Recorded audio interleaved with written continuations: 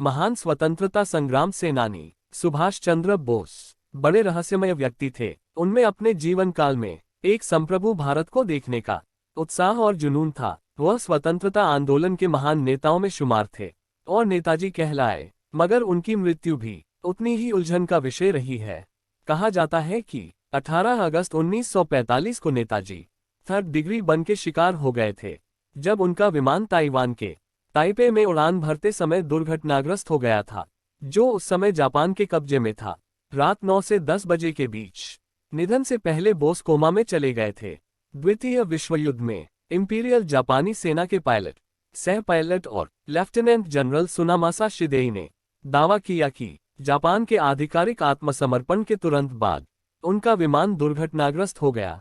शिदेई और बोस डैरन के रास्ते में थे, जहां बोस को यूएसएसआर के वार्ताकारों के साथ राजनीतिक शरण के बारे में बात करनी थी और भारतीय स्वतंत्रता के लिए संघर्ष जारी रखने के लिए आजाद हिंद फौज आईएनए का नियंत्रण सोवियत संघ को सौंपना था।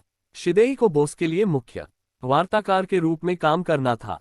घायल या मृत बोस की कोई तस्वीर नहीं ली गई और न ही मृत्यु प्रमाण पत्र जारी किया गया। इन्हीं वजहों से आईएनए ने यह मानने से इनकार कर दिया कि उनका निधन हो गया। बोस के कई समर्थकों ने उनके निधन के समाचार और परिस्थितियों दोनों पर विश्वास करने से इनकार कर दिया। इसे साजिश बताते हुए कहा गया कि बोस के निधन के कुछ घंटों के भीतर कोई विमान दुर्घटना नहीं हुई थी। नेताजी के बारे में कुछ मिथक आज भी कायम है। बोस के चीफ ऑफ स्टाफ कर्नल हबीब उर रहमान, जो उस दुर्भाग्यपूर्ण उड़ान में उनके साथ थे, बच गए। उन्होंने एक दशक बाद बोस के निधन पर गठित एक जांच आयोग में गवाही दी। कहा जाता है कि बोस की अस्थियां टोक्यो के रेनकोजी मंदिर में रखी हुई हैं। नेताजी से जुड़े रहस्य 1940 के बाद से जब वह कलकत्ता में हाउस अरेस्ट से बच गए थे तो उनके ठिकाने के बारे में अफवाहें बढ़ीं।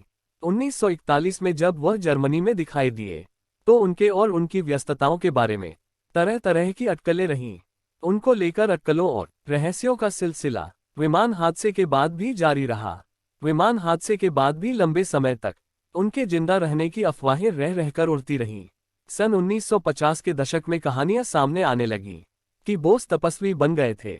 इतिहासकार लियोनार्ड ए गॉर्डन ने 1960 के दशक में इसे मिथक बताया था। हालांकि बोस के कुछ सहयोगियों ने सुभाषवादी जनता का गठन किया, जो इस कथा को बढ़ावा देने वाला एक संगठन था कि बोस उत्तर बंगाल के शौलमारी स्थित एक अभयारण्य में चले गए थे।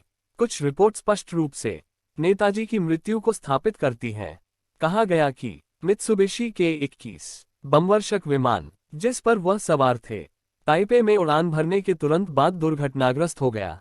भारत सरकार ने अब तक नेताजी की मृत्यु व लापता होने की 3 जांच कराई हैं। केवल पहले 2 ने निष्कर्ष निकाला कि 18 अगस्त 1945 को उनका विमान दुर्घटनाग्रस्त होने के बाद ताइहोकू के एक सैन्य अस्पताल में उनकी मृत्यु हो गई, और यह भी कि टोक्यो में रेनकोजी मंदिर में नश्वर अवशेष उनके हैं। वे इस प्रकार हैं। फिगेस रिपोर्ट 1946 के अनुसार विमान दुर्घटना के बाद फैली अफवाहों के आलोक में लॉर्ड माउंटबेटन के नेतृत्व में दक्षिण पूर्व एशिया के सुप्रीम एलाइड कमांड ने एक खुफिया अधिकारी कर्नल जॉन फिगेस को बोस की मौत की जांच करने का काम सौंपा। 5 जुलाई 1946 को प्रस्तुत फिगेस की रिपोर्ट गोपनीय थी। 1980 के दशक में लियोनार्ड ए गॉर्डन ने फिगेस का इंटरव्यू लिया था, जहां उन्होंने रिपोर्ट लिखने की पुष्टि की। 1997 में ब्रिटिश सरकार ने अधिकांश इंडियन पॉलिटिकल इंटेलिजेंस फाइलों को ब्रिटिश लाइब्रेरी में जनता के देखने के लिए उपलब्ध कराया। हालांकि फिगेस की रिपोर्ट उनमें नहीं थी।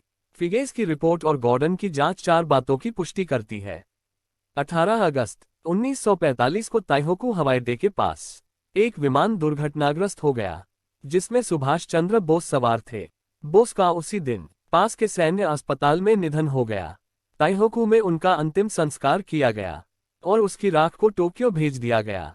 और शाहनवाज समिति 1956 के अनुसार बोस के बारे में अफवाहों और विमान दुर्घटना की घटना पर अंकुश लगाने के उद्देश्य से 1956 में भारत की संप्रभु सरकार ने शाहनवाज खान की अध्यक्षता में 3 सदस्यीय समिति नियुक्त की, जो उस समय संसद सदस्य थे। वह आजाद हिंद फौज में पूर्व लेफ्टिनेंट कर्नल थे।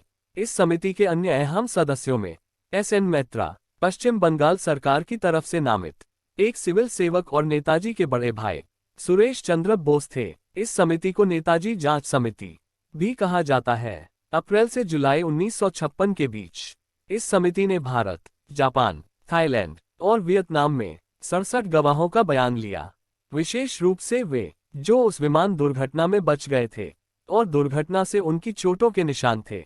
गवाहों में ताइहोकू सैन्य अस्पताल के सर्जन डॉक्टर योशिमी शामिल थे, जिन्होंने अपने अंतिम घंटों में बोस का इलाज किया था, और हबीबुर रहमान, जो विभाजन के बाद भारत छोड़कर चले गए थे। 2/3 समिति यानी खान और मैत्रा ने कुछ मामूली विसंगतियों के बावजूद निष्कर्ष निकाला कि बोस की मृत्यु 18 अगस्त 1945 को ताइहोकू में विमान दुर्घटना में हुई थी। सुरेश चंद्र बोस ने अंतिम रिपोर्ट पर हस्ताक्षर करने से इनकार कर दिया और ये दावा करते हुए असहमति का एक नोट लिखा कि शाहनवाज समिति के अन्य सदस्यों और कर्मचारियों ने जानबूझकर कुछ महत्वपूर्ण सबूतों को रोक दिया था, और यह कि समिति को नेहरू द्वारा विमान दुर्घटना से मृत्यु का अनुमान लगाने के लिए निर्देशित किया गया था।